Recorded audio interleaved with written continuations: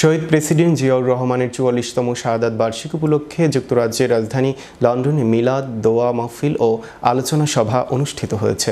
জিয়া পরিষদের উদ্যোগে রোববার পূর্ব লন্ডনের শাহজালাল মসজিদে এ দোয়া মাহফিল অনুষ্ঠিত হয়।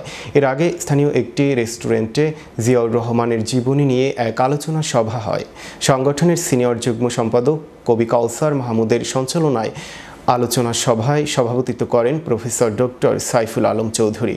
অনুষ্ঠানে অতিথি হিসেবে উপস্থিত ছিলেন জিয়া পরিষদের কেন্দ্রীয় আন্তর্জাতিক বিষয়ক সম্পাদক এম.এ. জলিল খান, ইউকে জিয়া পরিষদের সিনিয়র সভাপতি প্রফেসর ইকবাল খান, সহ সভাপতি মবিন ভূঁইয়া কাজল, ইঞ্জিনিয়ার আব্দুল জব্বার, সাংগঠনিক সম্পাদক আহসান উদ্দিন মানিক হাই, রানা সাগর, সাইফুদ্দিন সাইফ, আওলাদ হোসেন অরুণ, শাহ সেলিম, কোষাধ্যক্ষ কাঞ্চন সরকার, জিয়া পরিষদের প্রচার সম্পাদক সাংবাদিক মাসুদুজ্জামান, দপ্তর সম্পাদক মোস্তাক মোহাম্মদ শাওন।